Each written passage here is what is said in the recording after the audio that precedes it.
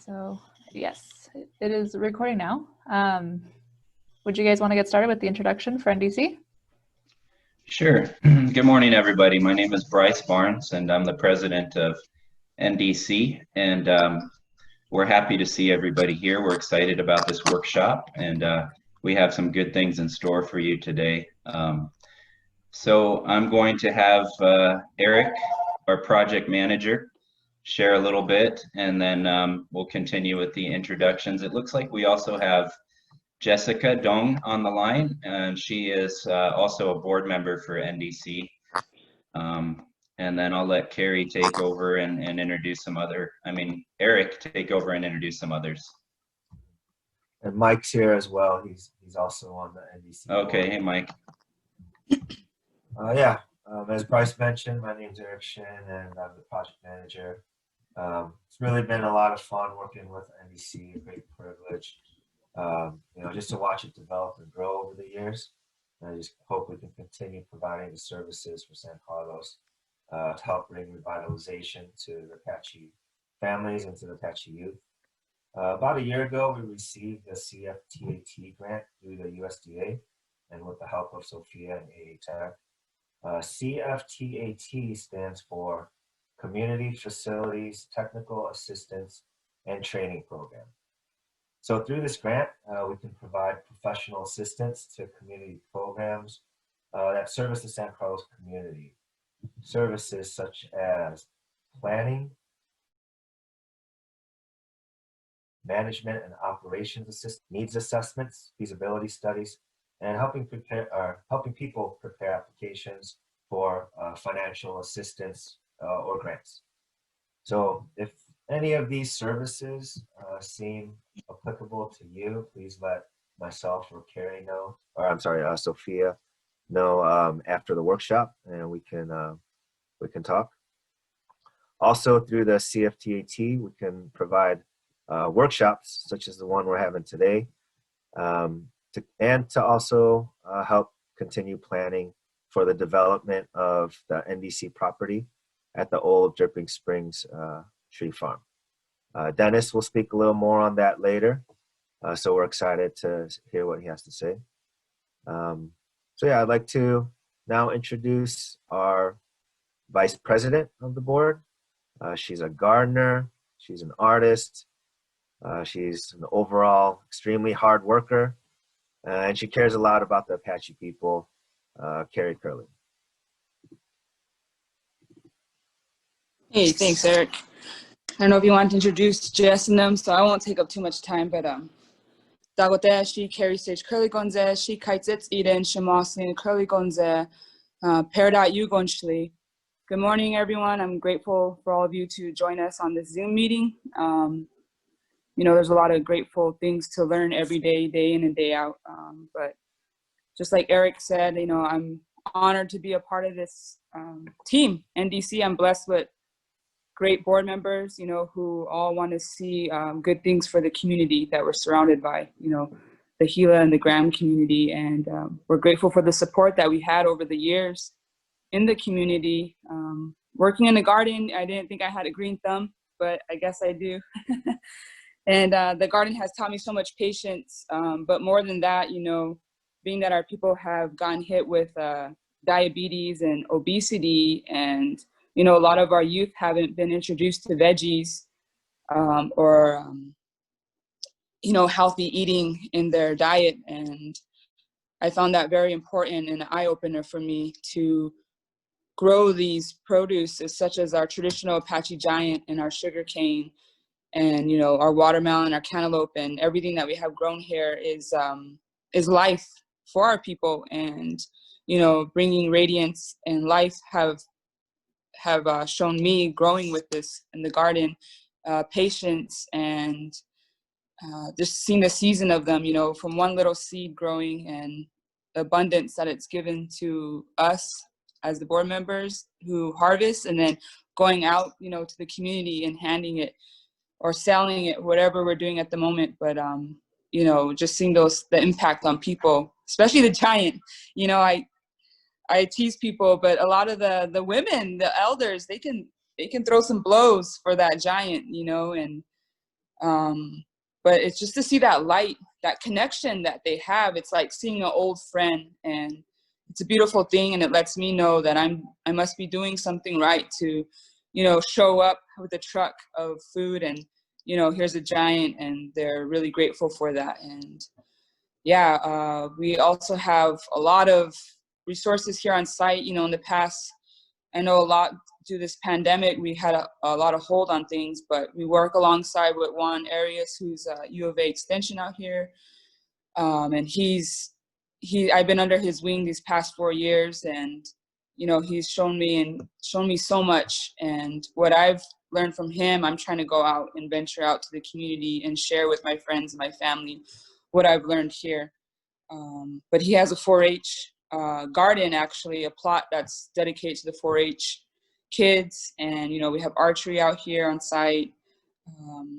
Bryce could probably speak on a little bit more on his, you know, his little projects. But again, a huge thank you for all of you for joining in on this, and just the support. You know, what we do here, the work here is for the people, is for the community. And, you know, we learn every day about the community and what works and what doesn't work. Of course, you know, you all know in your own home, and same here with NDC, a lot of trial and error in gardening and any work that you do. But our path is very, it's been amazing, you know, how God has blessed NDC, and we know it's just for the people. And, you know, it keeps a smile on my face, and the hard work that we all do as board members, you know, it's endless. And I'm grateful to be a part of this team. You know, I never saw myself being a vice president of an organization, but I'm really grateful for Sophia and Jing and all the people that come across our path. So, yeah.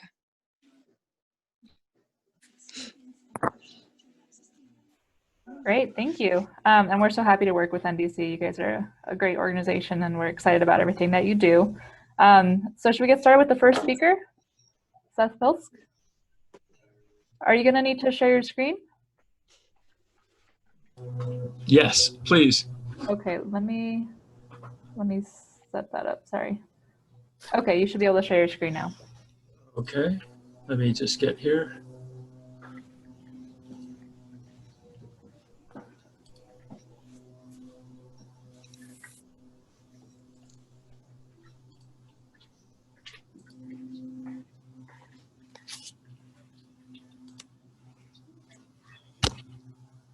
Okay, good morning, everybody. For those of you that don't know me, can everybody hear me okay?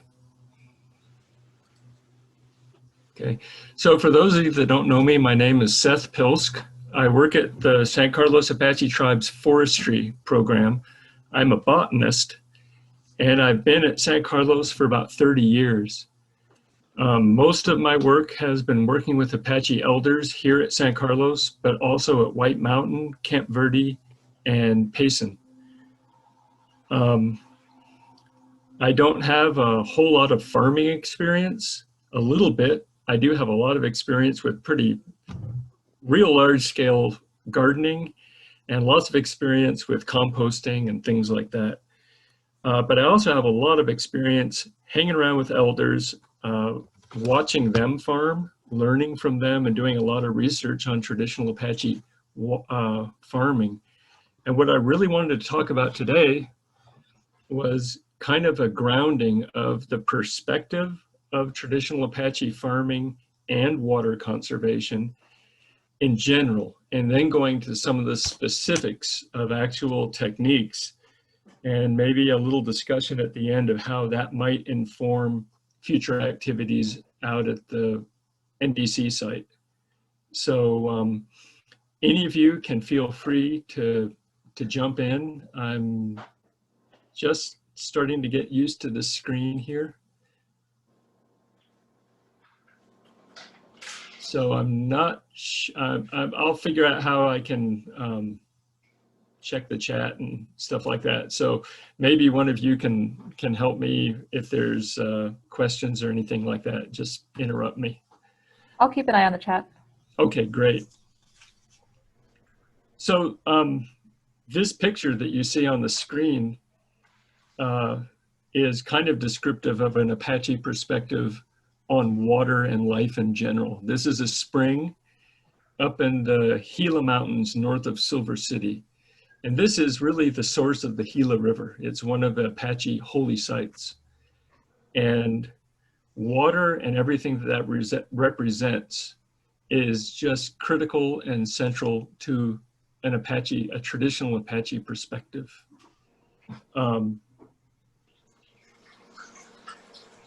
So this is just some background in general.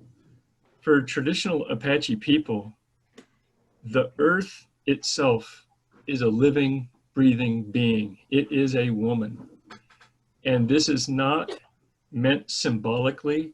For traditional people, it's literal. This is what the earth is. And the way they describe it is the springs, particularly a spring like this, are like the earth's heart. And the water that flows out through the veins and the arteries, that's the rivers and streams of this earth. The rocks and the minerals and the ore, those are her bones. The topsoil with everything grows on, that's her skin. And all the plants and the grasses and everything that grows on her where we live, that's her hair. And so Apache people, even today, whether they're conscious of it or not, think of this earth as a living, breathing being. And the purpose of Apache life is to live upon this woman in a way that does not hurt her, but that goes with her, that flows with her natural systems. And so this picture here kind of is a little picture of following that cycle. The cycles of the earth are the seasons. It's the phases of the moon. It's the times of the day, and it's our own lifespan. It's all together. We're all part of this cycle and this flow. And traditional Apache people really strive to live like this. They'll say it's in a state of shifgojon, which means it's a happiness that really derives from a complete balance and harmony between yourself, the natural world, and your family. It's all tied together. And like I said, Apache people take this very seriously, and we're very successful in living this way. And it took a lot to live that way.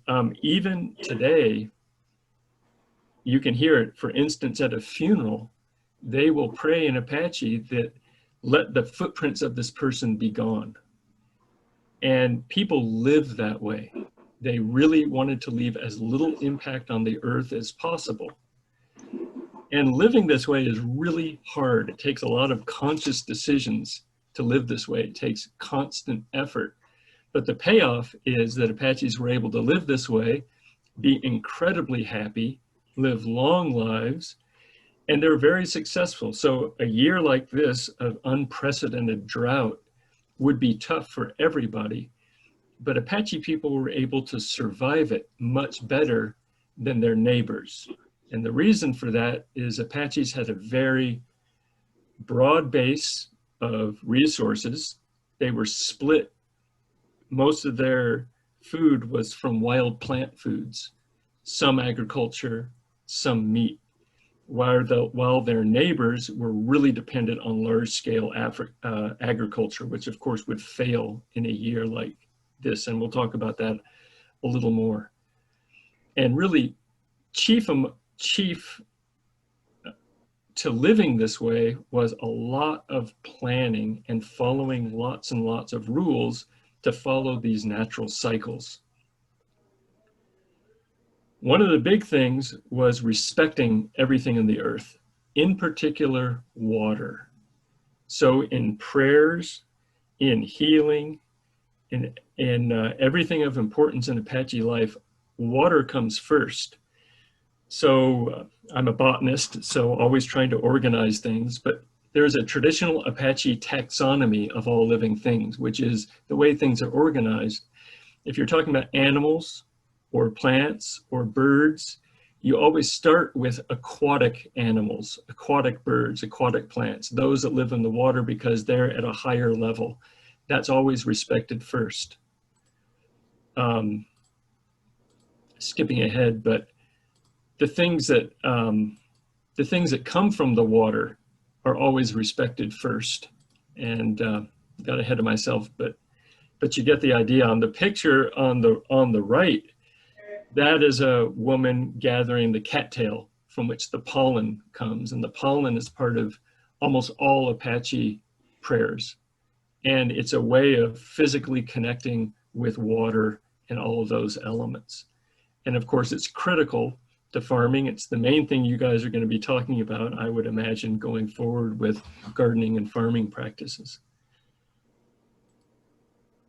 But the other thing is it's all part of a context. So if you talk about traditional Apache farming, you can't just cherry pick it. You can't just take certain aspects and say we're doing Apache farming. It comes with a whole perspective of life. And it all is about living sustainably with the earth in a truly sustainable way. So for instance, one of the big things in Apache life was family planning. So I know there's all these culture wars going on about pro-life and things like that. Apaches did not have that debate. They were able to acknowledge that life began at conception, but they also practiced real heavy-duty family planning, including birth control, abortions when necessary, spacing of kids. So for instance, most families would not have one child until the first child was done weaning, which might be at 2 or 3 years old. They never induced weaning, they just let it happen naturally. Real typical Apache thing, just let it happen naturally. So that takes a lot of planning and a lot of discipline, which is a hallmark of Apache life. Planning, discipline, following strict rules when it comes to living on the natural world. And so for a little perspective of where agriculture fits in, the past 8 years, I and some other people have spent a lot of time really studying and analyzing the traditional Apache diet. And like I mentioned, the majority of the diet every year is wild plant foods.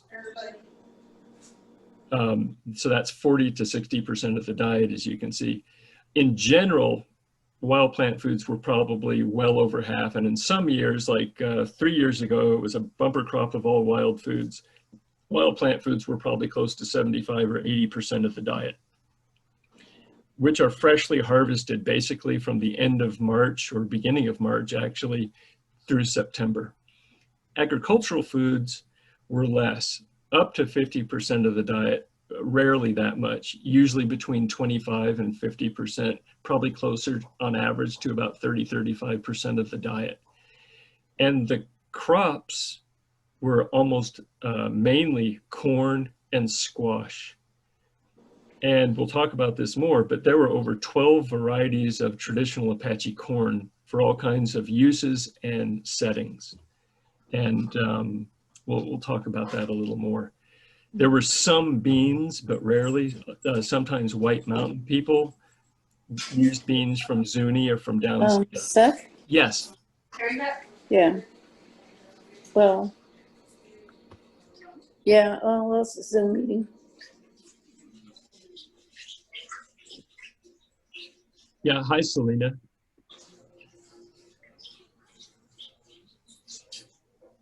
Okay, so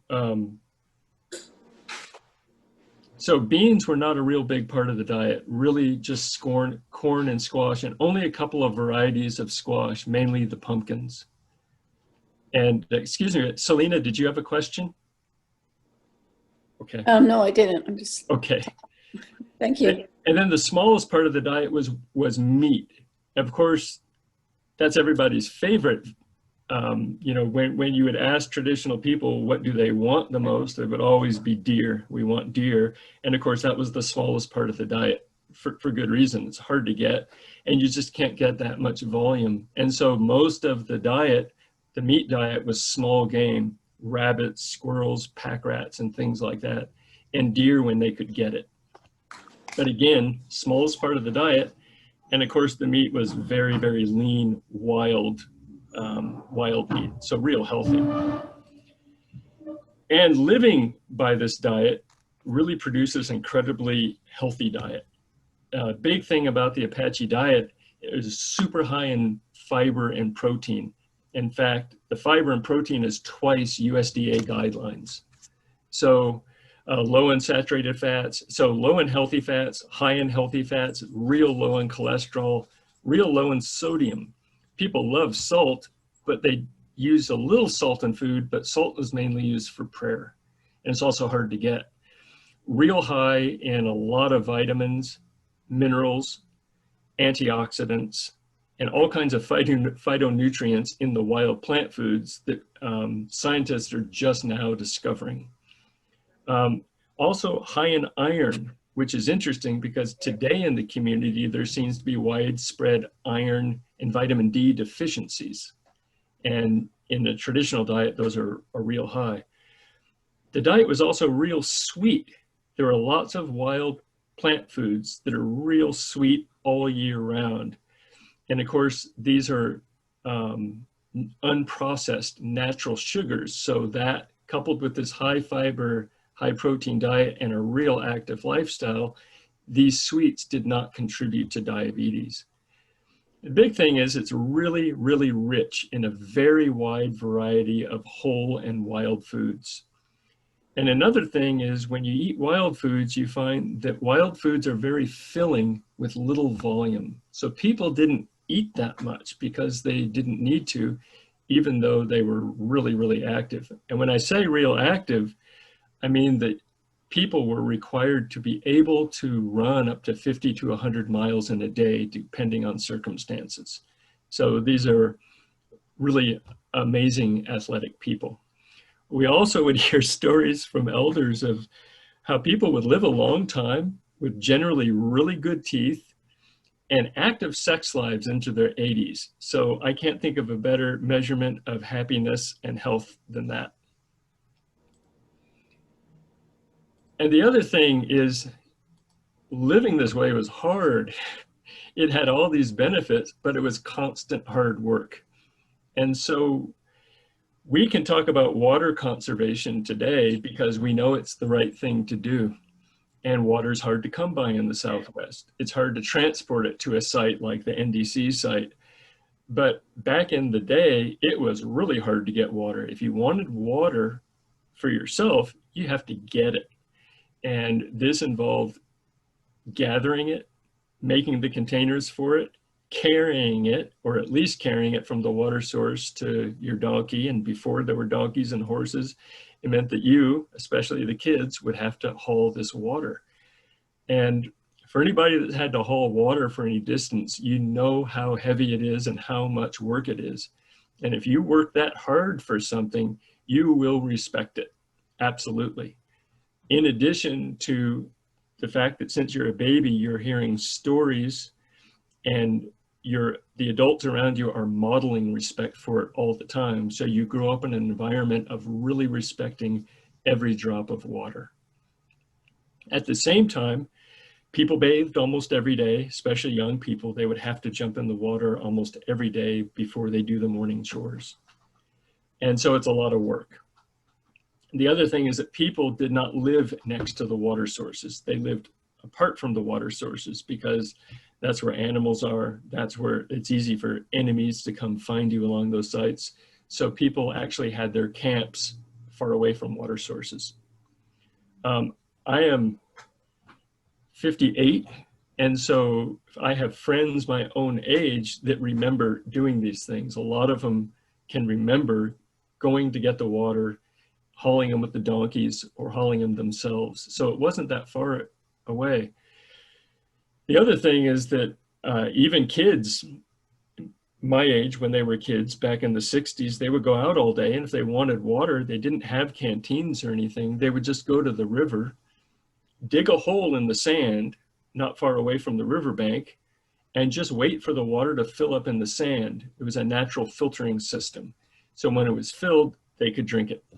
So kids knew how to do that. And I'm going to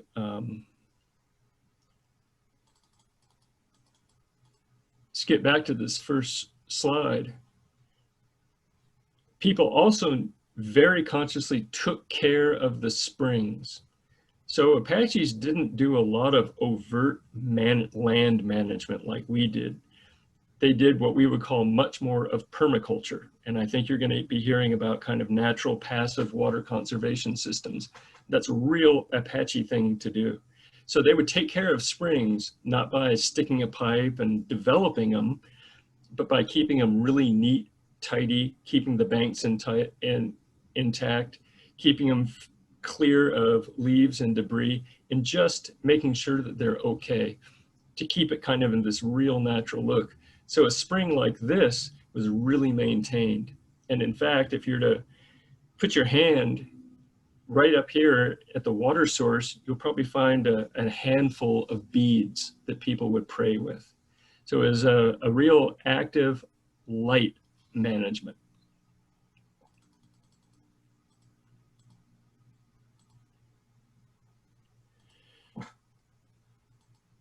And so these are more recent pictures. The picture on the left is probably from around 1900. The picture on the right is recent. It was probably just 10 years ago. The picture on the left is White River, on the right at Sibicu. Kind of examples of a modern take on traditional Apache farming. And I want to talk about some of the specifics about that real briefly.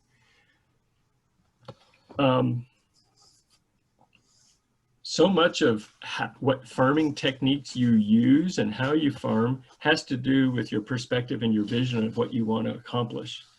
So Apaches were pretty happy people. This is what we've heard from elders over and over again. Quick to laugh, quick to sing, quick tempers also, but pretty happy. And that's because people had a lot of techniques to let go of grief from the past and not carry things from the past too much. But they were real confident about their abilities, and they were really trained to be self-sufficient and take care of themselves. So they didn't worry about the future too much. And when you live that way, very presently in the moment, of course, you're pretty happy. And the same thing goes with planning for crops and food. They would gather enough food for what they needed for this year and into the next year only. Even today, you'll hear elders, when they're getting food, they'll say, no, this is just good. A little bit is just enough. And that was an attitude they had. So they weren't into massive crop production. They were into production for themselves and their family group for the coming year. And that's it, because they were pretty confident in their ability of getting more food the next year. And keeping it at that level kept things at a very sustainable level. You're not asking too much of the land. So there were pretty small plots. The other thing about Apache farming is that they really put a lot of energy into site selection. So we were just briefly talking about it last night. You don't really have that option at NDC. You might not have the best site. You got what you got. But back in the day, people really were able to choose where they were going to farm. So very often, I'll back up. There was both dry land farming and irrigation. So this is a picture of San Carlos. If you can imagine looking north from the bluff behind Riverside. And so you'd be looking up towards downtown San Carlos. And this was the way it looked in 1914. So you're not yet seeing the effects of overgrazing in the uplands. And so you see these big cottonwood trees, and along the riverbed is real intact, and that's a lot of grass underneath the giant cottonwoods. It's all gravel now. And then I don't know if you can see my cursor, but on the left-hand side of the left picture, you can barely see a little wickiup, and that's a close-up of that on the right. So you see the wickiup, which is probably not a permanent dwelling, but that's a very typical size of a cornfield. And that's enough corn to last one family group for a year. And so they would pick sites either right along the river or along a river or canyon bottom where there's a lot of moisture. So they would pick a site that was suitable for either irrigation or dry land. It was just where the soil was damp enough to sustain. These are other examples. This is up in the higher country. And these pictures are from the early 1930s. And of course, these are dry land plots. Just to give you an idea of scale. And those are pretty well-grown corn plants. So these dry land corn species don't grow too high, obviously. That's what you want with dry land species. So these are pretty well developed. They're probably going to tassel pretty soon. Couple of things to think about with the difference of farming is traditional Apache plots, they didn't till fields and they didn't plant in rows.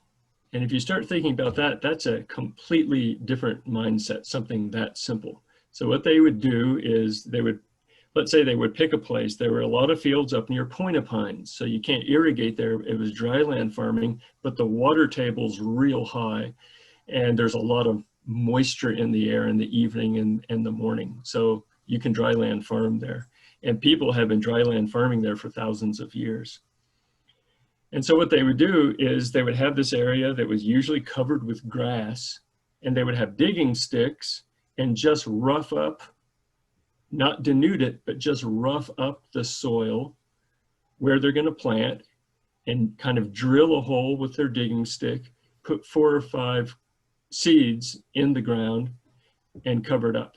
And they planted fairly deep, which is kind of interesting too. So they might plant about wrist deep, which is pretty good, but it's going to get a lot of moisture that way. It's also usually planting, especially up in a place like Point Pines, but even down lower, planting is usually done in May. Things were cooler then, so they really wanted to protect those seedlings from a late frost. So you plant about 4 or 5 seeds and covering them up. And you're not going to plant in rows. They would just have a feel for what looked natural. So their model for planting crops was not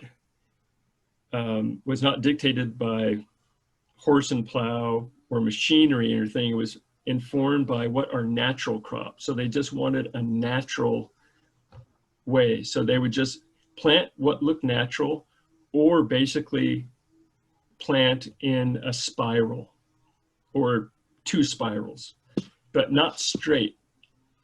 And they did it just because it's just the way water naturally flows, and they just want things to be natural.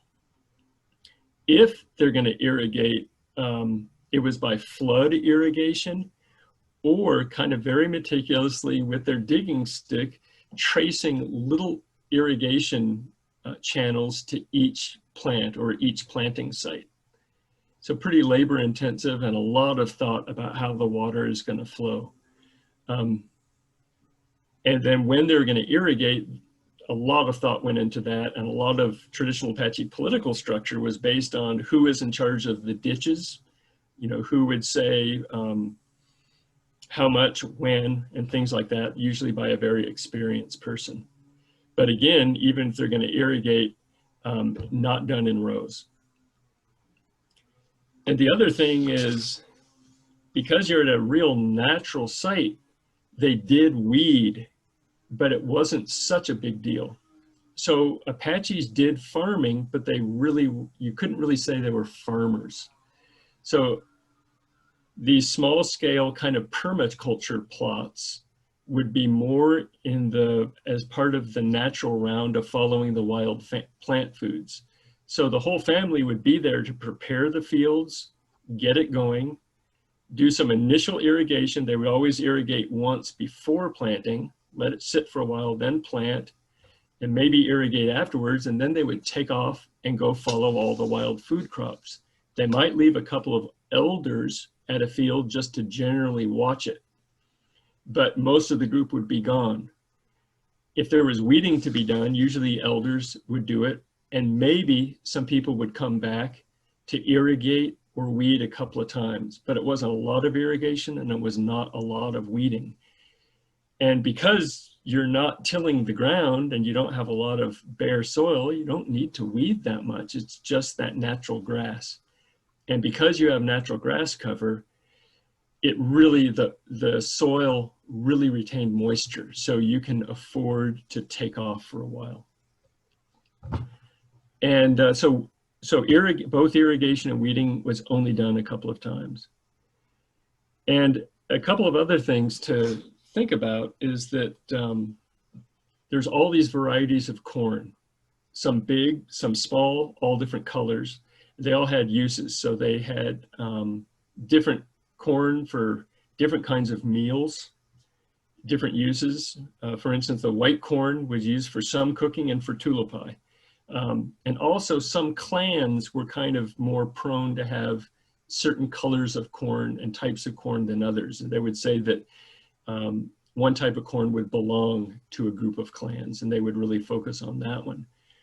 But the big thing about native corn is it's real suitable for dry land farming or for minimal irrigation.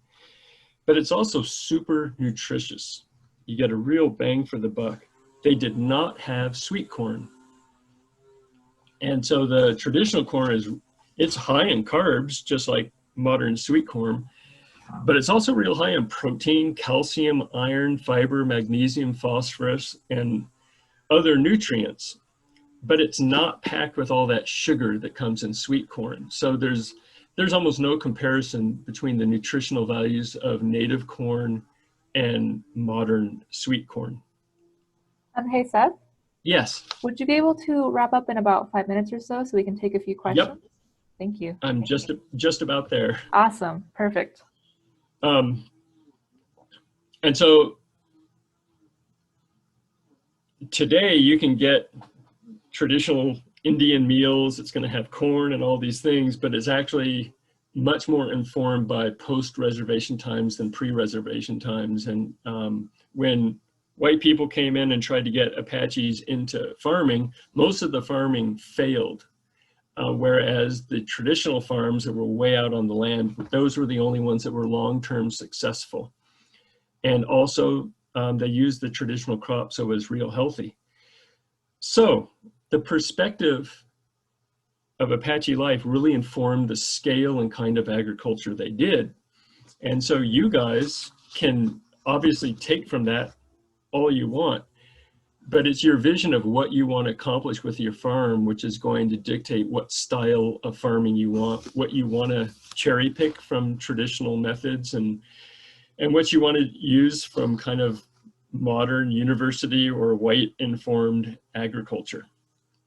And just one thing about Apache farming, at a place like NDC, I really recommend talk to people who've actually physically done it with their own hands, farming on a site like that. There's all kinds of ways you can amend the soil if you want to, or you can go with the soil that's there, all kinds of different ways, all kinds of different theories of how to do it. But look around the region, look at Aravaipa and other places like that, and talk to people who are actually farming in sites like the NDC site. And I will quit talking there, and if anybody's got any questions or comments, go for it. Are these corn, I'm sorry.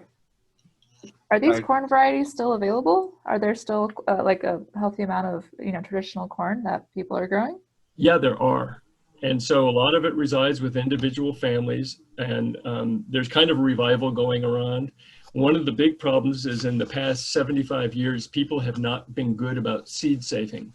So a lot of the traditional corn has been mixed with a lot of sweet corns. And so you have to be real careful about sourcing it. But yes, a lot of these varieties still exist. Seth, this is Aaron. Were animals incorporated at all with the farming to get the soil, more like, just using the manure, in the soil? Was that incorporated at all? No, because there wasn't really much need to. People would move their sites around, let it rest for a while, but no, just whatever wild animals would leave, but real minimal soil amendment. And because people are moving around all the time, and they would have they would have set sites, but they would really rotate them. Thank you.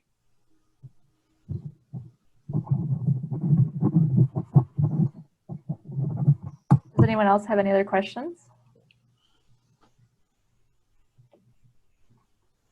I got a question, Seth. Excuse me. So like, you know, we have people come out and do soil testing, and they're able to analyze the soil these days and tell us exactly what's in the soil, exactly what's needed to adapt the soil for the crops that we have. How did the Apache test the soil to make sure it was fertile? Like, what method did they use in those days without all the technology we have today? Yeah, they didn't have to. They had picked good sites, and they had been at those sites for a long time. So they kind of had it down as to what would grow there, what didn't grow there. And they had it down for how long the rotation would be. So no, they didn't test it, but they could just tell how good it was doing. You call over the internet.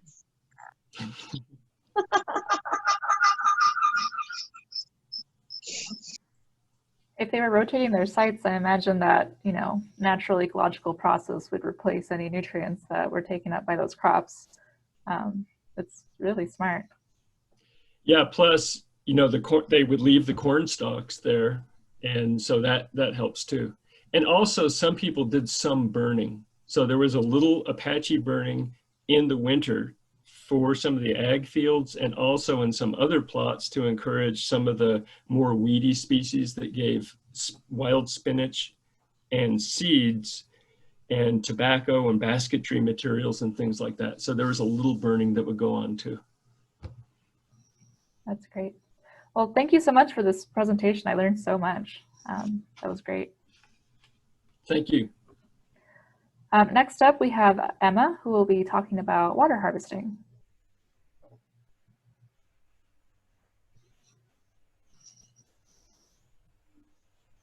And Emma, are you still here?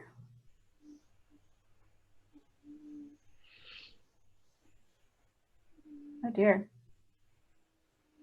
Hang on just a sec. She might have gotten kicked off.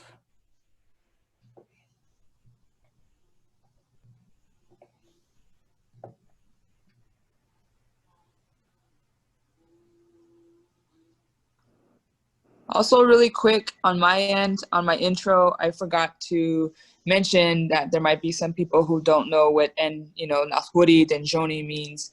Nalwoodi meaning strength, and Apache, and Denzhone meaning beauty. So that's why our organization's named Nalwoodi Denzhone. So strength and beauty. Just want to share that really quick.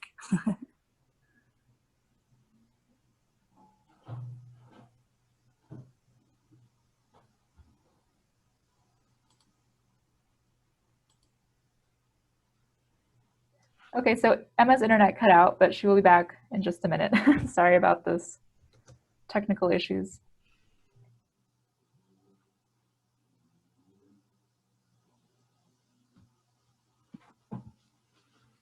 While we're waiting, can I ask another question, Seth?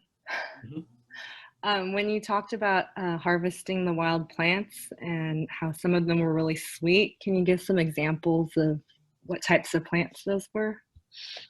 Yeah.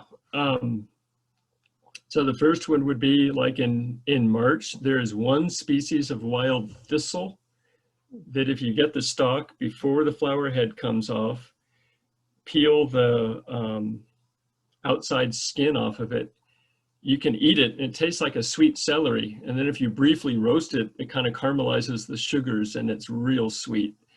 Then there's the century plant, which comes up in beginning of May, end of April. And that is super sweet. And probably by volume, it is the single most important traditional Apache food. And then there's mesquite, lots of berries. and lots of cactus fruits, which you can eat fresh or sun dry and make them into fruit rolls. So that's sweets in the winter, and kind of on and on. But it's a super sweet diet. Cool. Thank you. By century plant, do you mean an agave?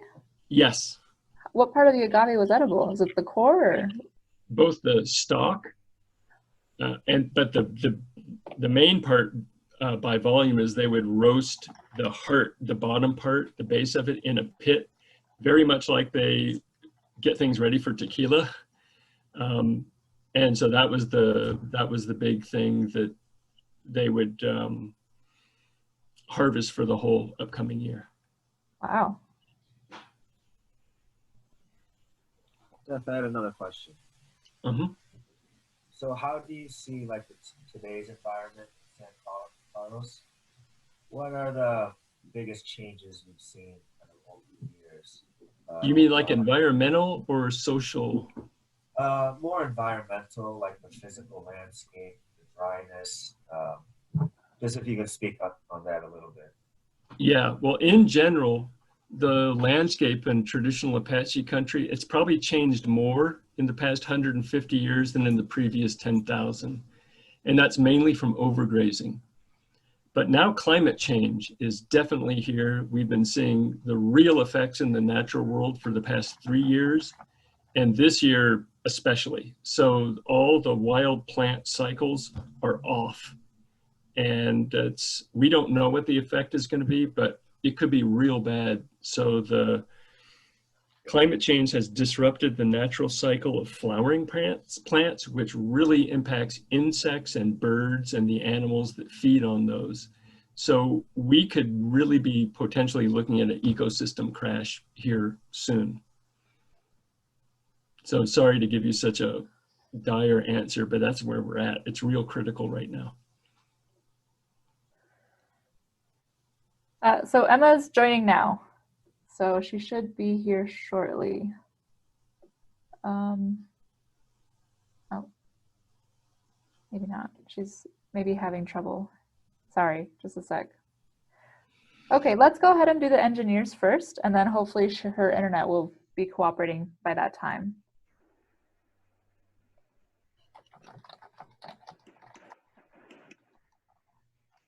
Okay. I would like to share my screen. Oh, yeah, you should be able to, right?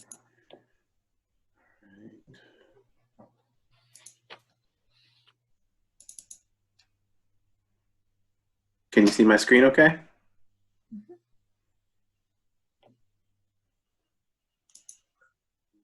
Yes. Let me see, I think I might be sharing the wrong one here. Do you see a site plan on the screen? Yes. Okay, great. Well, hi everybody. My name is Dennis Roberts. I'm the civil engineer on this project. I'm with Atwell. I am very grateful that I have the opportunity to work on this project with NDC and Apex. These are the kind of projects I really enjoy doing. That I really got into engineering for was to help people and create developments that would benefit communities. So I'll be giving an overview of my role and kind of how we've got to this point, and where we're going with the design and the site planning at this point, and the direction that we're going to be heading towards once we get something that can be built and quantified based on our design. So I'll be helping with all the technical elements for site development and infrastructure. And a lot of times I get that people don't really know what civil engineering is. And so I always like to just say that, you know, the architect will do the building, and I put it in the ground and I make sure it works and everything around it works with it, and the infrastructure can make it to the building. And I make the roads safe for travel and pedestrian circulation. And then I make sure that nothing gets flooded by doing some grading plans and analysis based on information that I'm able to collect in the area. So we'll be working closely with NDC and Apex, but initially there's a land planner who help on the projects to plan the land uses and where everything needs to go. So we initially had somebody on here to, RVI was the company that helped prepare the land plan. And when we were hired on, we will take their plan and make it real and make it geometrically correct with the actual contours of the earth and the horizontal coordination in the field, and align everything with property boundaries and actual existing conditions. So we initially, when we got this plan, we had a surveyor come out on site with their drone equipment, and they did a survey of the existing conditions and gave us topographic information for vertical design, and they identified the property boundary corners and identified all the existing buildings on site. And they also did this really nice aerial for us for the design of the project. And we'll take all that, the land plan, and we'll apply real dimensions to the proposed buildings and the roadways and the parking and any of the other amenities that are proposed on site.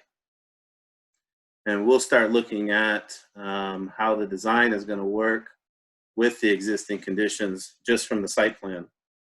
And we'll go through quite a few iterations, because initially we'll get the land plan from the architect, and it's usually not geometrically correct, or items aren't, overlapping existing. So we go through a couple of iterations with this process, and we hopefully land at something that everybody likes, and we'll work with what we're have to contend with that's on site currently.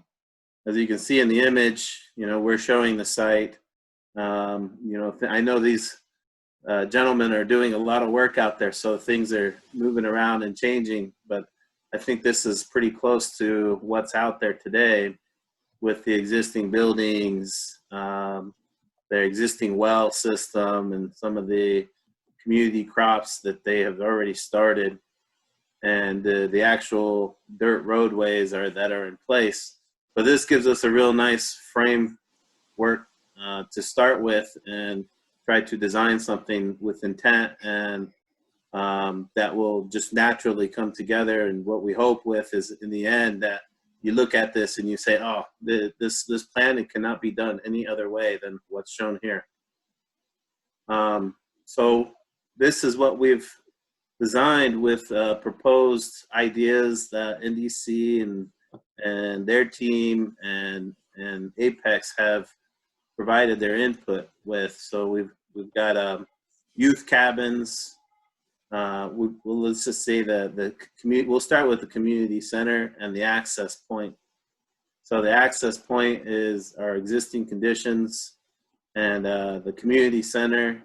So the plans are to have, an open space area to the northwest with gathering area for events and picnics and other.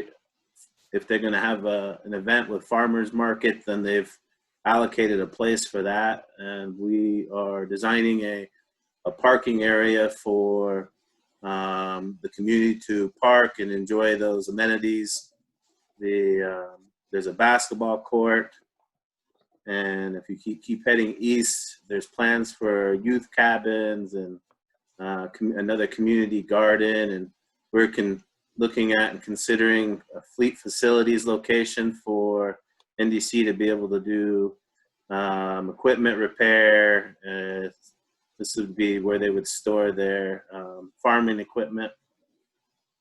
And then there's proposals for new buildings, what they call the Life Center, more youth cabins, some overflow parking, additional access to the rear of the Life Center building. And then if you look to the south of the community center, they have plans for an archery recreational area,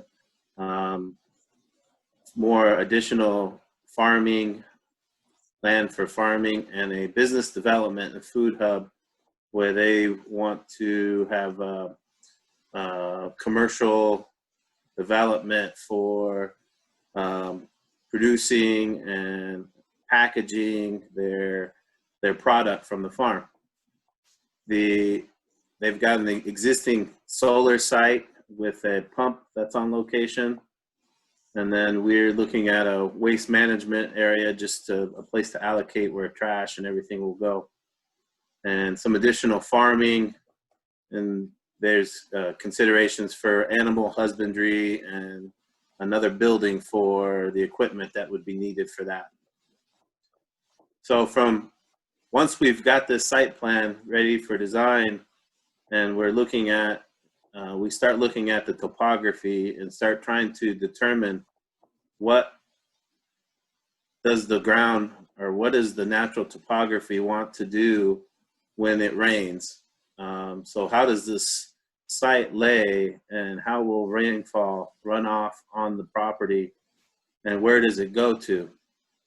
So we take information from NOAA Atlas, which is National Oceanic and Atmospheric Administration, and they track from meters in the rivers in certain locations. They work with local governments on gauges near the rivers and near locations. So we're able to find rainfall that's specific for this location, and we take what they call a Q100, which is a 100-year storm, and apply that to an analysis. And it's not necessarily considered a storm that happens every 100 years. It's actually a storm that there's 1% chance that it can happen at any given time. So this storm it can happen, twice a year, 3 times a year. It just depends on the environment. We also take into account the soil on site, and we get all that information from Natural Resources Conservation Services, and we use their soil survey to determine what type of soil we have to contend with and to use in our analysis. And then the other factor is the size of the area and the topography and the slope of the land, and from that we're able to determine how much, what they call cubic feet per second flow will leave an area. And for this site, we're mostly concerned with the volume. And it's engineering practice in every community and municipality that they want you to basically take what falls on the ground when there was no development and analyze that, and then show them what falls on the ground now that there is development, because we're adding in concrete, we're adding in DG, we're adding more buildings. So there's more pervious surfaces for water to run off, and it creates a bigger amount of water to leave the site. But what they want us to do is take that analysis and somehow meter it out before it leaves the site at the same rate that it used to leave the site when it was in existing conditions. And the reason we do this is so we don't affect the downstream channels, and we don't exceed existing floodplains. So everything is basically the same downstream that it was before this development was in place. So this analysis gives us a general idea where we need to be with finished floors, the roadway, and basically how we want to grade the land, the drain, and where we want it to outfall. currently we show just some, depressions in the ground to hold the water and meter it out as it leaves the site. Everything initially on site, when you're there, you think everything goes to the river, but this site actually has a really nice natural way of drainage, because the main buildings are all in a peak area, so everything drains away from that. But some of it wants to go back towards the railroad tracks, some of it wants to go to the wash. This is a really good location for this development, because we have opportunity to use the natural fall of the site to make the grading work. And what that helps with us is, sewer will be easier to naturally to gravity flow, and it helps with the grading, so we don't have to bring in a lot of dirt and elevate things to try to get the ground to work the way we want it to. So with this initial analysis, what we can do now is actually start preparing a grading plan and setting spot elevations for a contractor and a surveyor to come out on site and stake and locate all this based on our plan. And now that we have this geometrically correct with the property boundary, they'll be able to identify and stake all these locations, building corners, utilities, the way we want to have the outfalls, the retention areas, and all the fencing limits, and everything will be based off of this plan. The goal with this right now, we're currently what's called a preliminary process. So what we're trying to determine and flesh out are all the comments, all the site changes that may occur based on these analysis, based on feedback from the property, the developer, and any municipalities that may be involved, so that we can address them early on before we get started on construction documents. And when we get started on construction documents, we'll provide specifications and details on how to build all this. But for now, what we want, our target goal is let's prepare a plan. Let's get it as detailed as possible so that we can apply quantities and specifications, so that a contractor can give us a preliminary cost on what this development will cost to build. The next exhibit I have is showing the preliminary layout for the utilities. So we were on site a while back, and we got to take a look at what was existing conditions, and we made some determinations that we would, provide a new sewer system for these proposed buildings. We're going to take advantage of the existing water wells that are on site, and we're going to analyze what they can produce. And what we have here is just a preliminary layout based on our discussion on where we want water, where we want electric and gas, and where we want to be able to sewer some of these buildings. So the general outfall for the sewer is everything is going to drain to a main line in the looped road that will take it to a low spot on the site and drain it to a septic system with a leach field in the northeast corner. We have to maintain requirements for horizontal separation from the wash, from any other retention, from the buildings, and this lent itself as the optimal location for the project.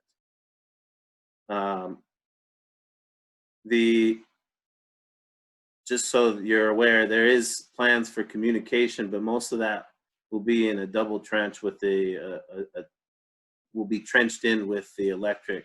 And here we're showing typical requirements for horizontal separation. And once we've got this layout acceptable to everybody involved in the review and the permitting process, we will provide more specifications on details for the water system, the sewer system, We'll have somebody help us with the gas design and the electrical design, so that we can make sure that we size all the pipes and conduit correctly for the demands and loading that we're going to contend with the uses of these buildings. But for now, what we have is a preliminary layout that we can use to start having that discussion. So now I'd like to open it up for any questions, comments, and please feel free. I'm open to all feedback, and I appreciate all perspectives. This is Mark Clydes. I had a question on your sewer wastewater design. Why did you guys decide to go with one main line? In that lower spot where you're saying you surveyed, is it going to be kind of like a leach field aspect, or do you? Because I was just wondering why one line, or what's going to be the size of the pipe for your wastewater? The smallest we'll have is 4-inch. We went with one line because that's the most cost prohibitive. If we're able to service everything with one septic system and one leach field, then we don't have to buy 2 of them, right? So that's going to be a lot less than buying more pipe. If there's another solution that we would like to look into from the developer standpoint, then we're happy to entertain that and provide recommendations for any changes. But the reason we went with one line, it was going to be less construction cost to have one location where we have septic and leach field.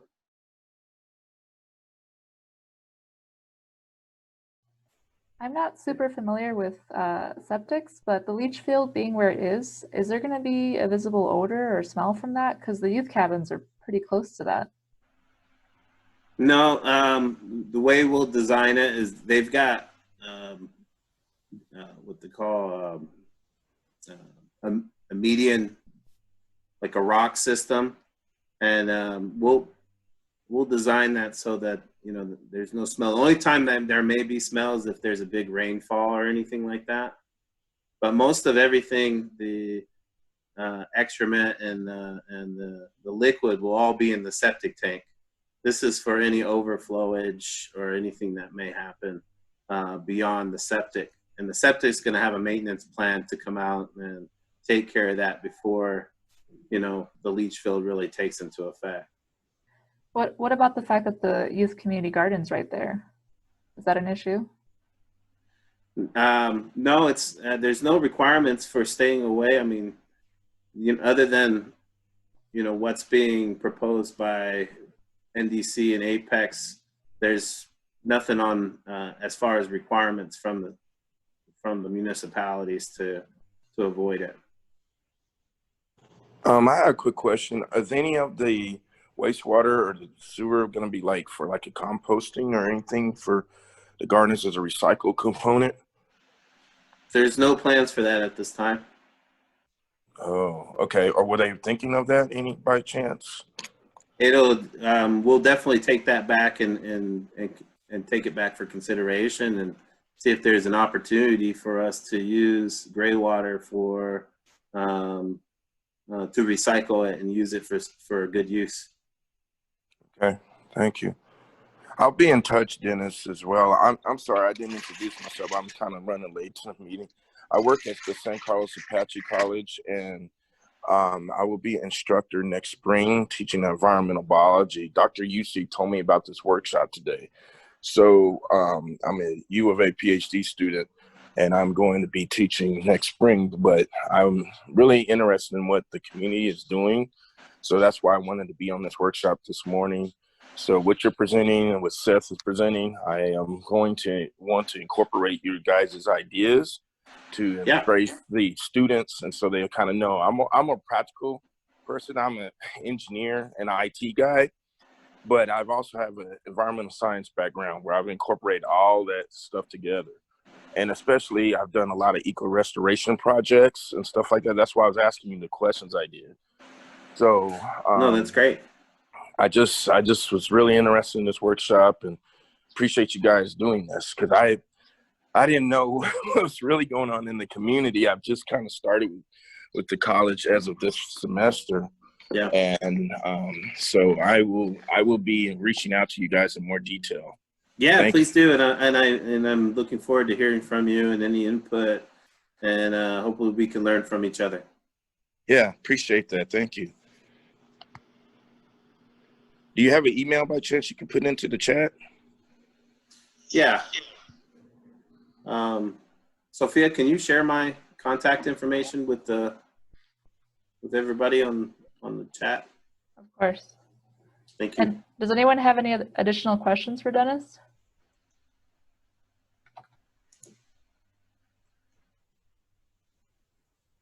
Okay. I have kind of a question for both Bryce and Dennis. I think previously the domestic well and the irrigation well were kind of separated uses. Do y'all want to combine them into both serving the potable water system? That's what I'm going to recommend, is that we loop the system. They're not going to be, they'll be controlled with a valve. They will, so we just want to make sure that potable will always have the pressure and demand available to it, and during all levels of the well. But you know, that's something that we're still working out the details with in the design. But my recommendation is to loop the system.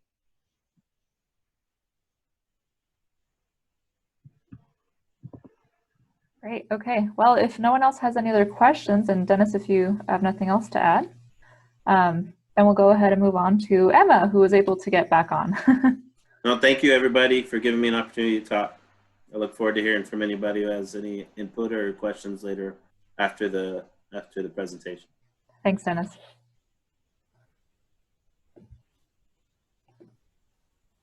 Okay. Can you hear me? Yes.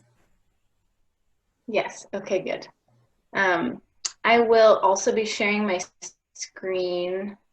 Give me one moment. Oh, are you still there?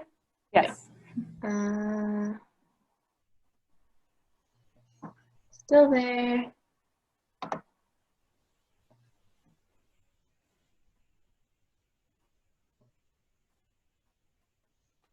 And I'm so sorry about my internet connection. It worked so well this morning.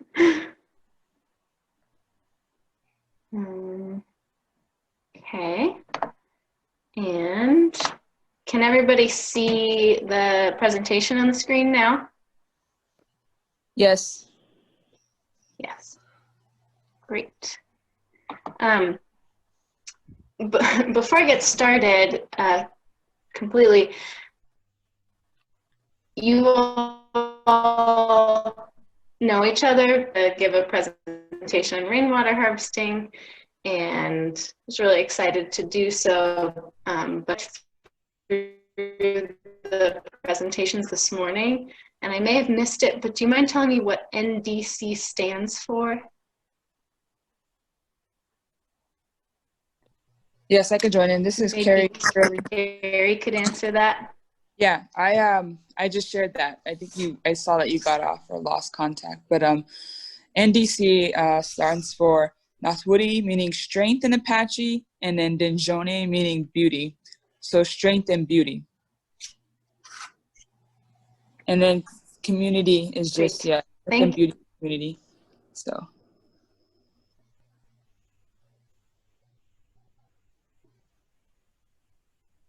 I don't lose connection again. I'm going to try to speed through this introduction. It is super basic, just kind of what is rainwater harvesting and why would you do it? But I want to leave plenty of time for questions. And as we're going, I would be happy to be interrupted if somebody has a question about a picture or something like that. So if you don't mind keeping yourselves muted, but unmute and interrupt me as we go too, if you have a question that pops up. Sound good? Hi, Emma. Can I suggest just Okay. something for your internet? Sometimes Yes. just shutting off your camera sometimes helps just having a better internet connection. With the So if presentation. that helps, yeah. Just turning off your camera and then maybe your internet might be a little bit more stable. Sure, let me see if I can do that here. Okay, stop video. And is my voice clear? Yes. All right.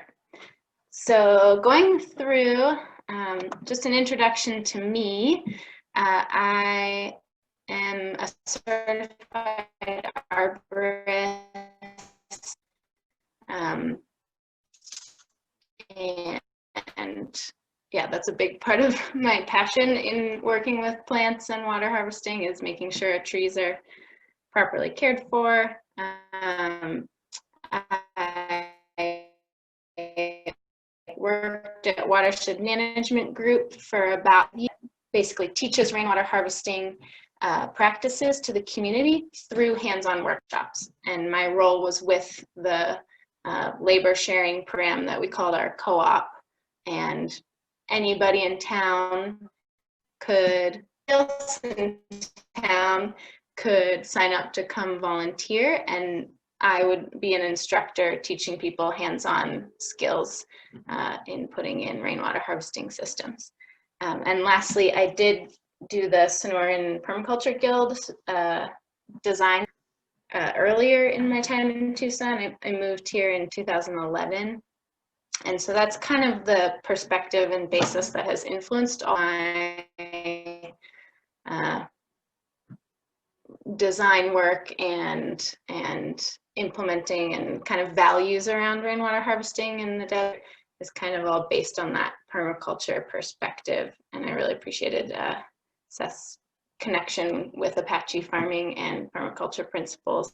They have really similar perspectives, so that's cool to know. So first things first, why rainwater harvesting? What's the point? Why do we want to do it? And let me see if I can get this out here. Okay. So there are lots of reasons that you might want to do rainwater harvesting, both moral principle reasons and also practical reasons.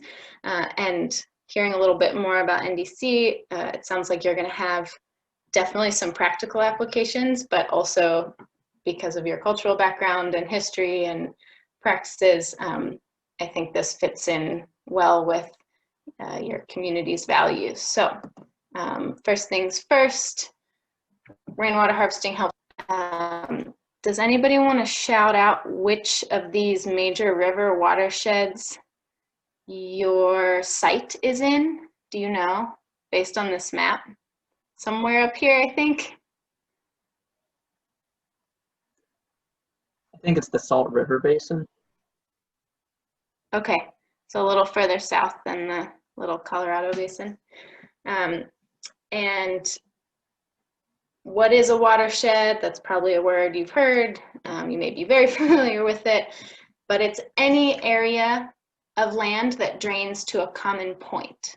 So this map is divided up by major rivers, and those dividing lines show where water starts draining to that river valley. So the Salt River Basin, wherever you are in the Salt River watershed, if you turn on your hose and leave it outside your house, that water is going to want to head and go towards the Salt River. But you can think about that on any scale. So on your site is a watershed. The NDC site is a watershed. And so thinking about what's the high points in your watershed, where is all that water draining to, how can we use it along the way, is going to be really important in that project. And also this applies to your home. So we can think of our small scale watersheds.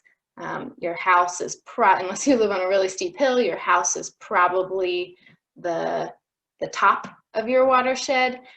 The roof would be the highest point, and then from the roof, water is draining down to the ground and out maybe to the road, or if you live near a wash, maybe it's drained to a wash nearby. But that is what that's all about. And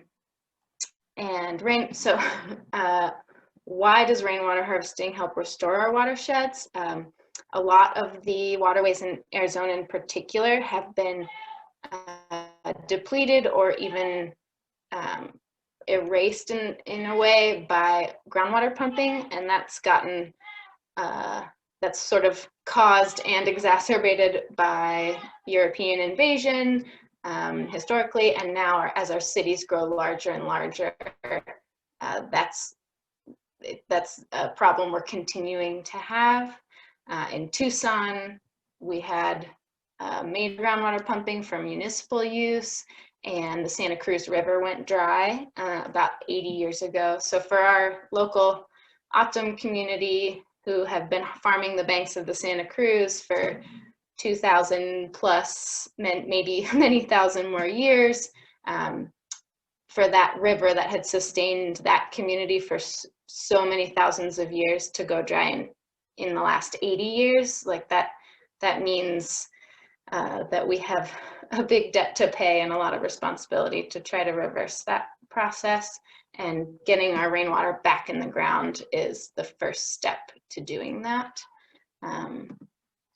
So then what are some sustainability reasons that we might want to harvest the rain?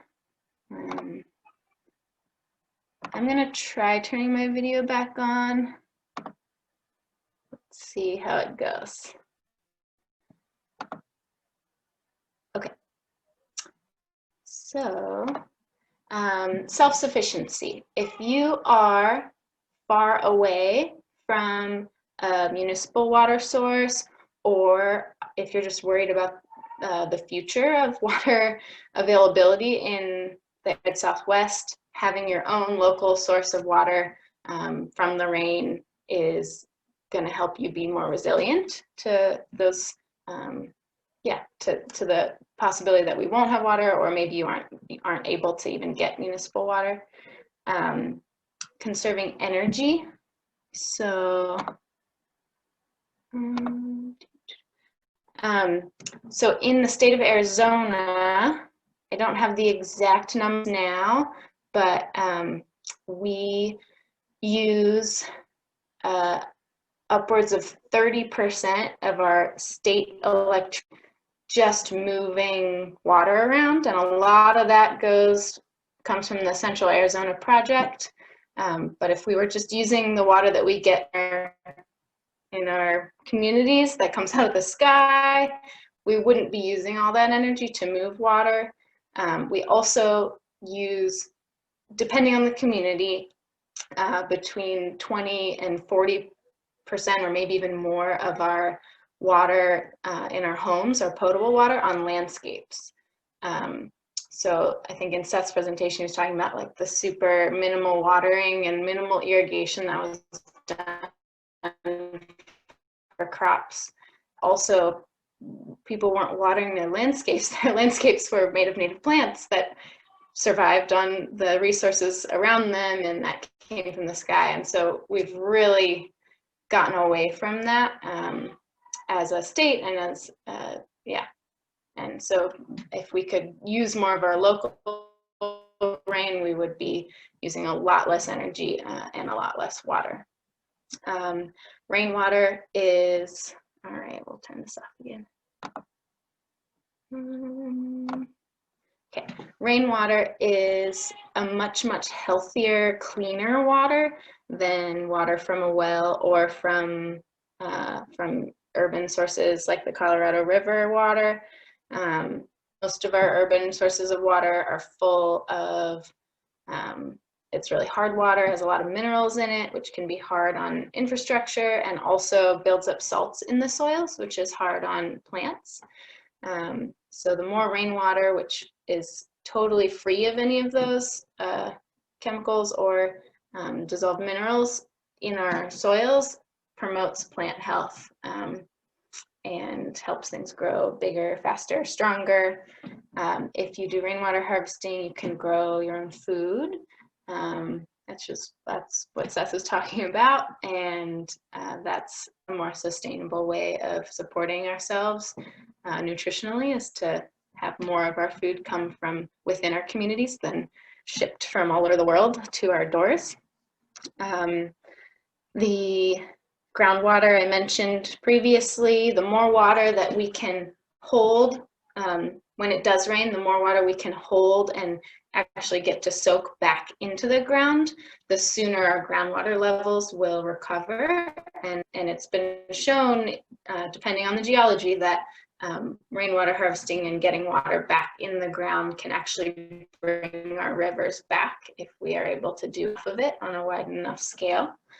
And so we could see, in my community, we could see flow in the Santa Cruz again within my lifetime if there's enough participation in these practices. Central Arizona Project, that's a whole nother conversation about maybe the ethics of stealing water from a river, not, far away, that a lot of people rely on. So we're relying on imported water, and we could be relying on water that comes to us naturally. Water harvesting practices can reduce flooding, but by spreading out and having the water actually sink in instead of concentrating more and more and gaining speed and volume as it moves downstream, and also prevent erosion through the same practices of slowing and spreading it out and having it sink in. And then also restoring habitat. So anytime we're getting more water in the ground and planting native plants, we're creating or recreating, they were there originally, but recreating habitat for our non-human family. There we go. And I think this is important. And I think actually Carrie mentioned that this is part of the NDC meaning, but there's real beauty in rainwater harvesting practices, and it's an artistic project of painting a rain tank, which is what this is here. This was at a housing property for formerly homeless folks that I worked at for a couple years, and they had residents, and I painted this together to bring some life and color to their environment, or just in supporting beautiful plants and landscaping. This is a property that I worked on where they had remodeled the home, but the yard had just been a dirt lot. At some point it wasn't a dirt lot, but for a long time it had been graded, and we dug out area for basins and swales and added a whole bunch of organic mulch and planted native plants. And this picture is less than 2 years later, things just exploding in life. And now this tree that you see here is actually like 2 stories tall and shades the patio. And it's that principle of if you build it, they will come. Like if you put the organic material and the water in the ground, the plants will grow, and the birds and the bees and the butterflies will come. And then I'll speak through these, but hopefully I can share this presentation at the end, because these are really important principles to follow when you're considering designing a rainwater harvesting system and maybe doing that at your home, etc. In the background here, this photo is actually a basin that we put in at an off-the-grid home, and all of this home's gray water, all of their sink, shower, laundry, etc., water goes into this basin, but also it's adjacent to a wash, and so we rediverted some of that wash water into this area right close to the home, and we planted native velvet mesquite trees around on this side, which is the west side of the home. So we're really we're concentrating all that water resources to grow shade and habitat around this new home. So the principles of rainwater harvesting to guide your planning and thinking is, number one, always start with long and thoughtful observation. If it's your home or if it's a project site you're working on, when it rains, where does water go currently? Where are the issues? Is there erosion? All of those things you want to consider first. And you can get some of that from a topography map or something else. I know the engineers were showing the base map that they made for figuring out how to move water through that site. But really the best thing you can do is watch and observe, and then think about where you want to start working on things. Start at the top. So whether we're talking about the mountaintop or the top of your roof, whatever the area you're working within, the highest point in the watershed is the first place you want to start slowing down that water and harvesting it along the way. You wait till it's reached the drain at the end of the property and it's about to leave, and then you try to put in a really big basin there. It's going to be a lot harder to control that water because it will have grown in volume and speed and be moving away. And so many small features throughout a landscape work much more effectively than one large water harvesting feature. Start small and simple, same idea. Many small strategies are far more effective than a big one. And this applies on a municipal scale too. In Tucson, the impact of homeowners doing water harvesting in their yards is far greater if it was widespread than what the city does with these huge retention basins that grabs water from whole neighborhoods and tries to get it to soak in parks and such. It would be much better if that water was spread out across the city and soaking in and growing plants all across the city. Slow spread and sink. So this is something that I repeat the most often. Like, the purpose of rainwater harvesting is to slow the water down, spread it out, and get it to sink in. And that's going to benefit the plants. It's also going to reduce issues with erosion and such downstream. Always plan an overflow. Even if you just put in the biggest tank or the biggest basin you can imagine, we get big storms in the Southwest, and it is always necessary to plan for the really, really big one.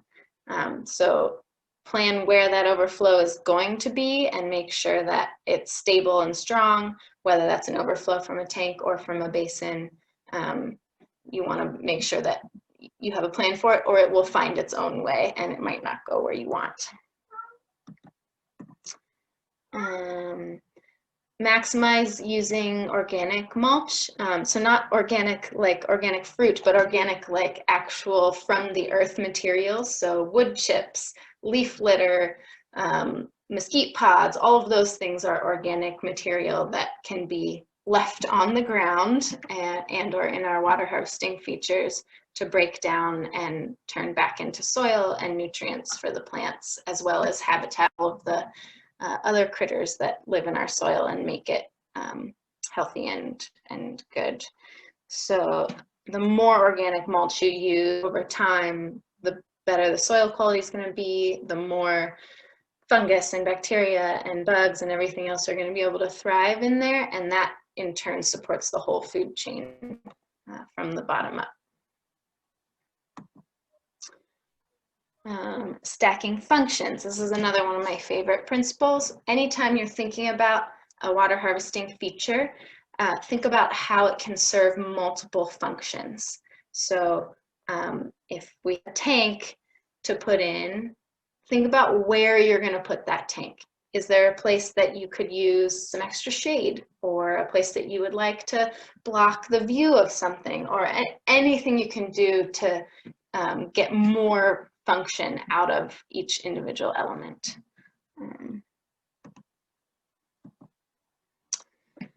And then learn from your mistakes, keep watching. This is kind of back to long and thoughtful observation. You're going to do things and maybe it'll work as planned and maybe it won't, and that's okay. That it's a living system. There may need to be adjustments. Maybe you thought one tank was enough and you realize that maybe 3 or 4 would be a better size. So all of those things, just continue to come back and assess what is needed to improve. Okay, and said a lot about why we should be harvesting rainwater, but what is it and how do we do it? So there's 2 main categories for rainwater harvesting, active and passive. And so I'll get into those here. An active system requires ongoing energy to function. And rain tanks are the main example of this.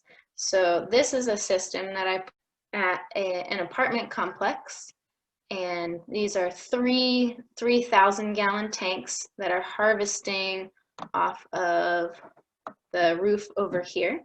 So there's a big apartment building, and the gutters go into this downspout here. Can you see my arrow when I point? Yeah? Yeah, we can see it. Yeah. Okay, cool. Yeah, so the water drains into this pipe and it actually goes underground. This is a driveway, goes underground and then comes back up and into the tank. And all of that is works through gravity. The tanks are shorter than the inflow right here, and so water is able to dump into the tank before it backs up this pipe. And these tanks fill. This roof was big enough that all 9,000 gallons of tank here fill up every time we get a monsoon or every winter rainy season. And they were put in to support some vegetable gardens, which I'll talk about in a moment, as well as some fruit trees. But this is an active system because these tanks don't do any good on their own. We put them in, but them being there isn't useful. The use comes by then using that water later, whether that's through an irrigation system or hand watering or putting in a pump, but it requires energy to take the water in these tanks and actually put it to use in the world. So there are lots of benefits to this practice. You can store water for the dry times. You can move water further if you have it stored with a pump or with gravity. You can even filter this water if you're thinking about wanting to use it for potable use. And it can support non-native plants, or veg wouldn't be able to survive on just seasonal rainfall. A tank is really wonderful for supporting food or non-native plant growth. It is more expensive materials to put in a tank, and also the gutters and everything else, the plumbing and all of that, that's some energy and cost intensive stuff to install, and it doesn't have an immediate effect on the environment. Putting a tank in your yard and hooking it up to your gutter doesn't improve the world we live in. Now you might use use, but it's not doing anything for the plants and the animals and everything else. And yeah, in the short term. And then when you think about passive water harvesting, this is my favorite because its impacts are once established. So you might have to do some regrading to have your water actually collect and sink into the ground. But once established, a passive system works on its own. It relies on gravity to direct rain through the landscape, to slow it, get with a couple of different features. And when you're done, nature takes care of the rest. It's kind of out of your hands and will work even when you're not home or not there to do anything with it. And so terms I'll define for you. These are all water harvesting earthworks features. And so berms are any raised area of soil that holds water. So water doesn't go over the berm. Basins are any depressed area in the landscape that actually holds water. So when it rains, it pools there and then slowly soaks. A swale is also a depressed area in the landscape, but it's not actually holding water. It's going with grade and carrying water from one place to another. So you might have a basin in one part of your yard or landscape, and then a swale connecting it to the next basin. So the first basin would fill first, and when it's full, it would overflow into that swale, flow downstream to the next basin, and then start collecting there. And then there's lots of different erosion control structures, and I won't go into all of them, but things like Zuni bowls and one rock dams and many other things can also help slow spread and sink the water. The benefits of earthworks are that the materials are very simple and can be very cheap. Wood chips or organic mulch can often be free if you have contact with any sort of tree trimming company that can drop off their green waste at the end of the day. Plants, you can buy plants, you can also grow your own plants. You can just use seed mixes to get started. If you have a good native seed mix, then you're going to have all the things you would want in a couple of years coming up. And it immediately, when you put in an earthworks landscape, passive landscape, it immediately changes the landscape and improves it for the better. So this picture over here, see if I can zoom in a little. This is at that same apartment complex, but this is where we did a bunch of earthworks basins. And in the beginning, it was all flat. It sloped to the north towards the Catalina Mountains. And so when it would rain, this whole huge empty lot would all drain to the back corner over here, and that water would go away very quickly. So we painted out some basin areas for the excavator, and we checked all our elevations to make sure that where we wanted the basins to overflow to the next one was actually where it was going to overflow. And then we dug out these depressions in the landscape, and it's much bigger than this. It continues up to the street. But this was 2 years ago. And all of the plant in this picture, it's been mulched, the depressions are dug, and all of the plants are planted. And then less than a year later, you have this. So as soon as we started concentrating our water, getting it to soak into the ground instead of flow away, and adding that organic mulch, like this tree right here, this little mesquite, that's that guy, and that's less than a year in the ground. So that's a really astronomical rate of growth, and you just can see that the plants are happy in this environment. They have what they need to thrive. And then downsides of this, if you want to consider them downsides, it is labor intensive to install earthworks, and you can't grow certain food crops or high water use fruit trees or other things just off of seasonal rainfall. So you would need to supplement with irrigation or gray water to grow high water use plants. Emma, can I ask a quick question? This is Seth. Yes. Can you describe how you're using those 5-gallon buckets? Sure. And in fact, that was the end of the presentation. So if other people have questions, jump in a moment. The 5-gallon buckets are a low-tech drip irrigation system. If you're familiar with landscaping in the Southwest, there's just an astronomical amount of irrigation put into landscapes, and when it leaks or gets old, it's left there, and there often can be many generations of drip and PVC and all sorts of things left in the ground. And when we're doing these native landscapes and passive water harvesting practices, I don't love that. I don't love putting a bunch of plastic in the ground that's just going to be trash there forever. So the buckets they have a small hole drilled in the bottom. It makes hand watering a lot faster because you can blast your hose and fill up that bucket really quickly, but then the bucket slowly releases that water onto the plant, so it actually has a chance to soak in. What's the size of the hole? An 1/8 inch or smaller, though depending, you'll be cleaning it out. Like, they can get clogged pretty easily too. But yeah, you don't want it to just pour out immediately. The whole point is to let it out slowly so it can soak in. Right. And I guess I didn't say this either, but native plants, the reason that we're using those buckets and not irrigation is that they won't need the irrigation in the long term.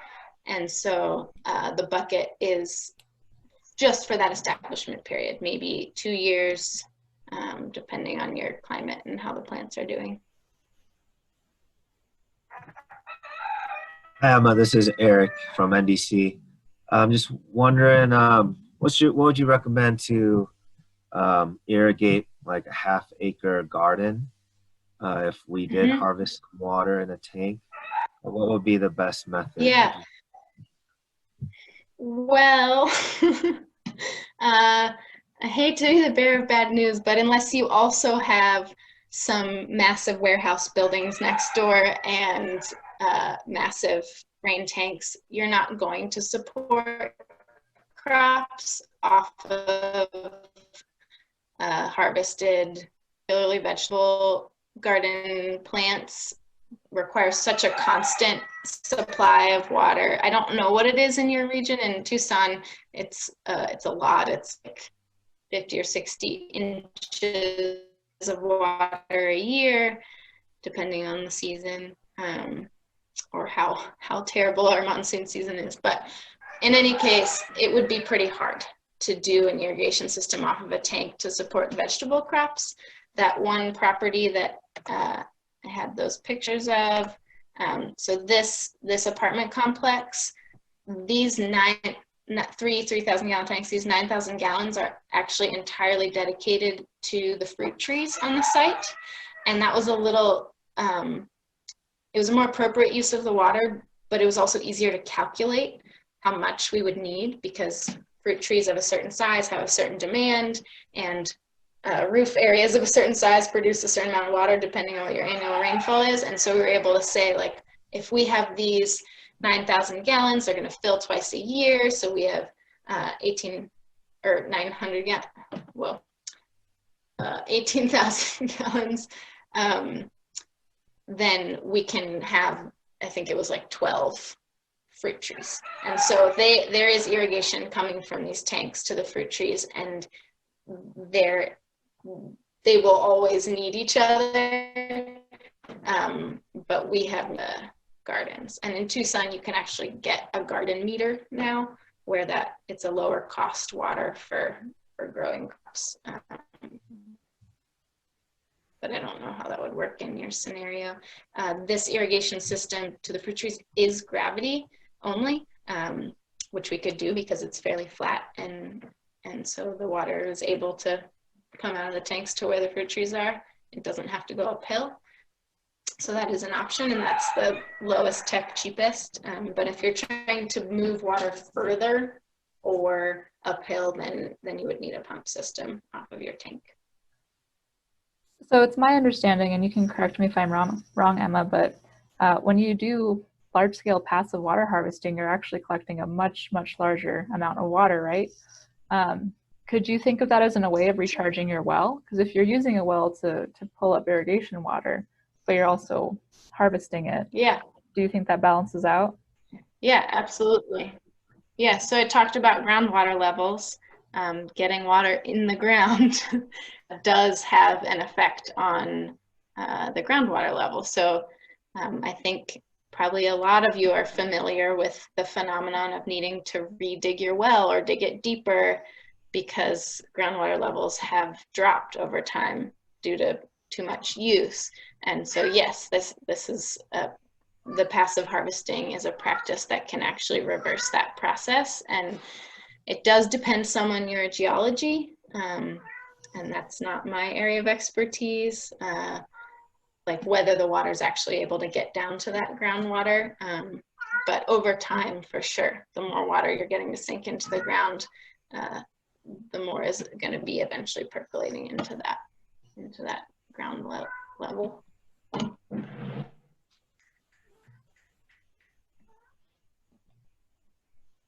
Does anyone have any additional questions for Emma? Any topics you want her to expand on right now or anything like that? I really liked the presentation. That was really informative. I know I'll probably, like I said earlier, I'll be reaching out to you guys on this and to you on your presentation as well. This is very informative. And when I came back down from Idaho, some of this work was being done in Idaho about rain harvesting, but it wasn't a lot because they get a lot of precipitation up there. But the talk wasn't in the town where I was in Moscow, Idaho at U of I. They were just talking about this kind of stuff. And I really appreciate you being here to present this information. So I'll be in touch. Thanks, Mark. And it's not maybe maybe it is relevant to your project, but I just wanted to shout out your question about gray water. This was a rainwater harvesting presentation, but gray water is another really great source of water for your landscapes and potentially for your food crops, not vegetables, but fruit trees.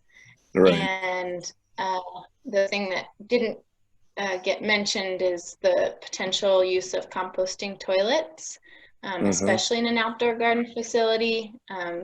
The Arizona Department of Environmental Quality has 2 composting toilet design plans that are approved and permittable at the state level now. Oh, okay. And I've been through that process for my own home. And so, and there's a couple of properties in Tucson. There's a community garden run by the food bank that only has a composting toilet on site because they didn't have a sewer hookup. Watershed Management Group, where I used to work, only has composting toilets on site. They actually had a sewer hookup and they abandoned it and only use the composting toilets now. So that's another great way to your potable water use is to not flush it down the toilet. Okay, well, that's cool. Like I said, I'll be in touch. I did a lot of more of the watershed eco restoration, conservation easement stuff up there in the Northwest while doing my master's. But the work I did with the native tribes up there was more on the energy side with biomass, and they were developing a heat district unit for their community. But the environmental aspects of it, due to forestry and the tailings, and they wanted to make sure it was not excessive traveling a lot for the wood hauling because of the trucks coming into the town. There was also concerns of like this, what are we going to do with our snow? What are we going to do with our water? Making sure the gray and the watershed. So there was a lot of work where I was on watershed eco restorations. And so I didn't know exactly what Arizona's doing. So what you presented was very interesting. I didn't know exactly what the landscape is here, and so it's given me a lot of perspective, and I appreciate it for everybody being on here, especially in the community here. Because I'm in Phoenix, in the Mesa area near Apache Junction, Florence area. So I'm not that far from San Carlos, but the stuff that's being presented here is very, very informative, and I really appreciate it. Everybody that's on here, Carrie, thank you for putting this on. I'll be in touch because this is exactly what I want to incorporate into my particular course I'll be teaching next semester. I got a question or a comment and a question, Emma. First of all, thanks for being available and sharing this information with us. I think one of the things that we're working on, we're real excited about is teaching in the community how to start your own little garden so people can have their own kind of food security right there at their house. So like small raised bed gardens. And what we'd like to do is also teach them how to effectively set up a little system to water their gardens.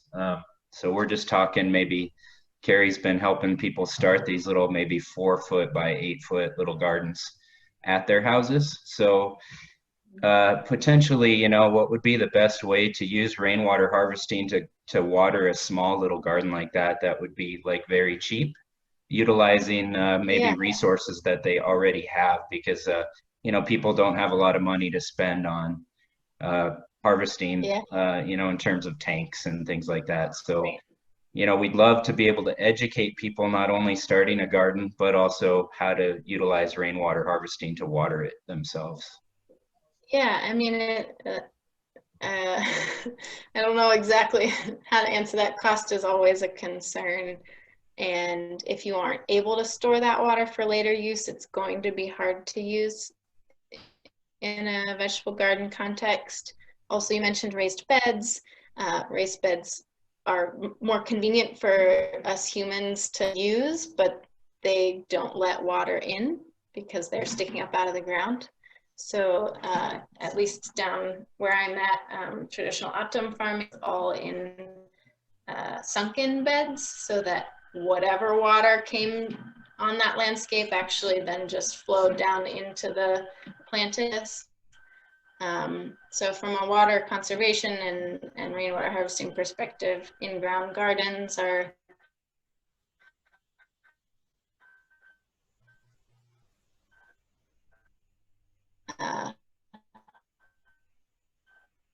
going to be able to use, but I do understand the benefits of raised bed gardening. A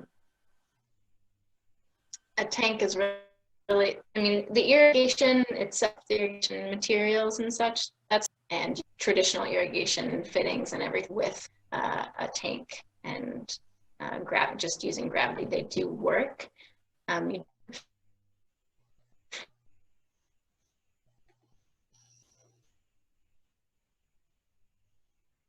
Oh man, it seems she might designed have.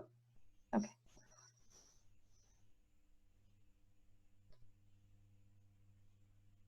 Nope. Okay. Well, that's too bad. Luckily, this amazing grant. Oh, Emma, are you still there? She's cutting in and out. Well, luckily, the great thing about this grant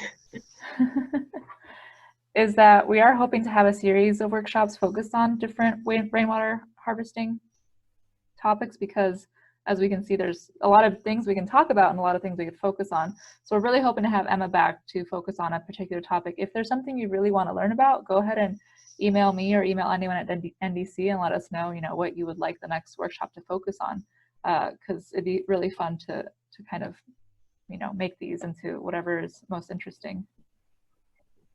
If I don't cut out again right away, I just wanted to say to Bryce and Carrie also, even if you're not using rainwater in a vegetable garden, having some passive harvesting around the garden area and growing shade trees on the east and west sides of your garden to shade your vegetable crops is going to conserve water. And I think that's a good way to use those practices together, and that would be stacking functions. Is my shade tree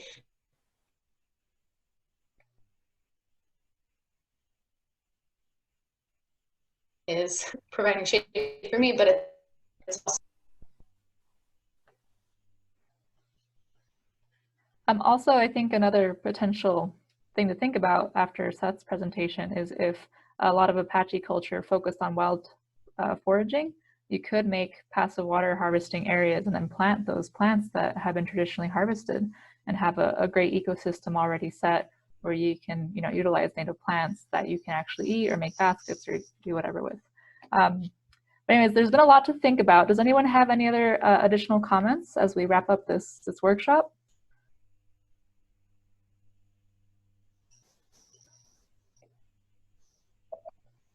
Sorry, I had last 30 minutes or so, but is this going to be recorded or posted anywhere? We are recording it, and I believe NDC will be posting it on their website or somewhere, I believe, right? Yeah, ApacheNDC.org. And I'm hoping that Eric knows how to do that. take this recording and put it up there on the website, so that hopefully that'll be in the near future. But I just want to say thanks to everybody who's chimed in today. Wonderful to see everybody and to hear from our expert speakers, and really excited about incorporating some of these things into our projects and working together with all of you, hopefully in the future, to continue to serve the San Carlos Apache tribe. Awesome. All right, great. Thank you. I just want to say thank you for this opportunity, and I'm looking forward to doing the video. Yeah. All right. Thank you, everyone. Yeah. Have a good rest of your day. Bye, guys. Bye. Thank you. Yeah. Have a great Thank you. weekend, everybody.